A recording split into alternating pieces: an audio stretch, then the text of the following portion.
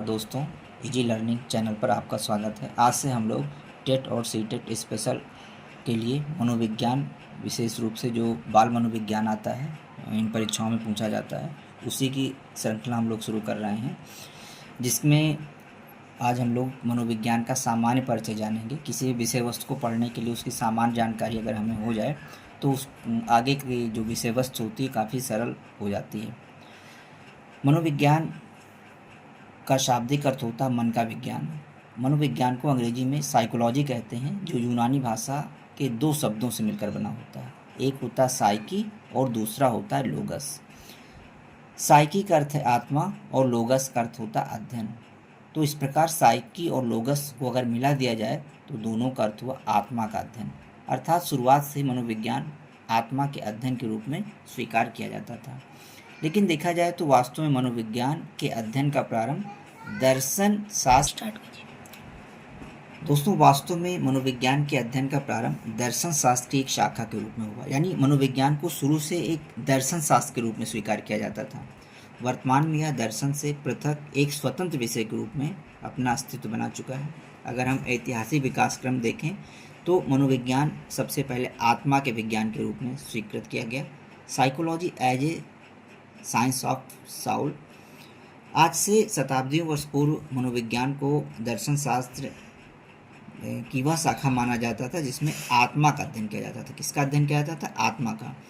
और आत्मा के विज्ञान के रूप में मनोविज्ञान को स्वीकार करने वाले विद्वानों में प्लेटो का नाम आता है, अरस्तु आते हैं, डेकार्टे आते हैं।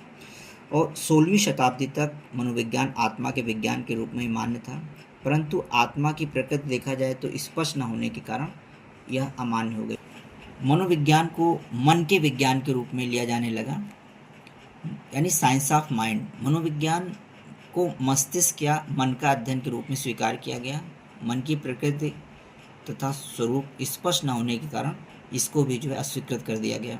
इसके बाद फिर मनोविज्ञान को चेतना के विज्ञान के रूप में स्वीकृत किया गया, यानी psychology as a science of consciousness. इसको मनोविज्ञान को चेतना के विज्ञान के रूप में मानने वालों में वायु, विलियम वुंड का नाम आता है, जेम्स सेली का नाम आता है।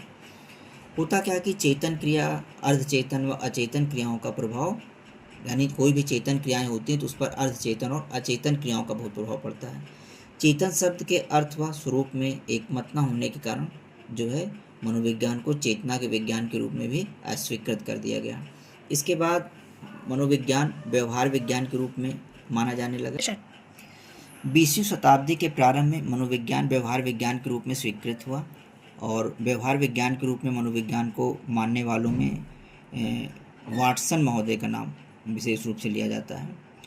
और अन्य विद्वानों में वाटसन, वुडवर्थ, स्किनर आदि आते हैं।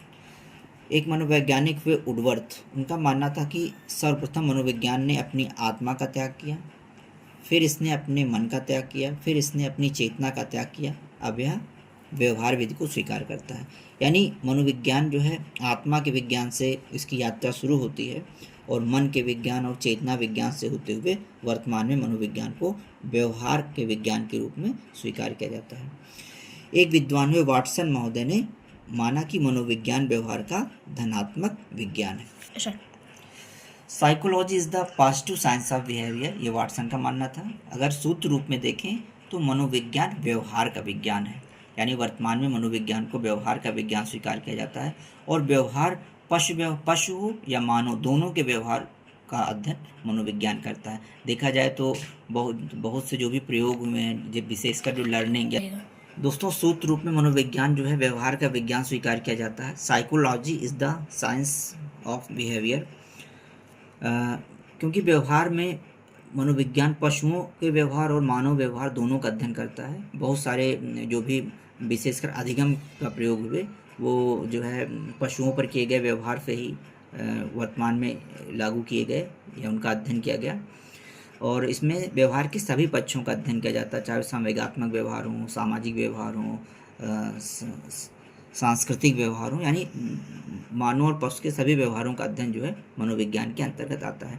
जो किसी चीज़ का हम पशु व्यवहार का अध्ययन करते हैं तो और उसको फिर हम मानव व्यवहार पर अप्लाई कर सकते हैं, यानी जो प्रयोग पशुओं पर मानव पर डायरेक्ट नहीं कर सकते हैं तो सबसे पहले हम पशुओं पर उसका प्रयोग करते हैं और उसके बाद जो है उसका प्रभाव या उसका क्या इफेक्ट हो सकता है मानव व्यवहार से उसकी समतुल्यता स्थापित की जाती है। मनोवैज्ञानिक अध्ययन की कुछ विशेषताएं होती हैं, जैसे कि मनोवैज्ञानिक मापन पर आधारित होता है। कोई भी जो है मनोवैज्ञानिक अध्ययन किया जाता है तो उसके लिए मापन की आवश्यकता होती है, जो मनोवैज्ञानिक मापन का सहारा इसमें लिया जाता है। पुनरावृत्ति संभव होती है, कोई भी मनोवैज्ञानिक अध्ययन किया जाता है अगर हम बार बार अध्ययन करें तो वही चीज़ें रिपीट होती हैं। वस्तुनिष्ठता होती है, यानी इसमें व्यक्तिगत पसंद या नापसंद का कोई स्थान नहीं होता है। और व्यवस्थित अध्ययन विधि होती है। प्रयोगात्मक प्रकृति और गैर प्रयोगात्मक प्रकृति अपनाते हैं, यानी कुछ चीज़ें जो है प्रयोगात्मक रूप से इसमें स्वीकृत की जाती हैं और कुछ चीज़ें जो हैं गैर प्रयोगात्मक रूप से ली जाती हैं। मनोवैज्ञानिक उपकरणों का उपयोग किया जाता है, सामान्यीकरण किया जाता है, यानी जो भी मनोवैज्ञानिक प्रयोग किए जाते हैं उनका सामान्यीकरण अन्य लोगों पर किया जा सकता है।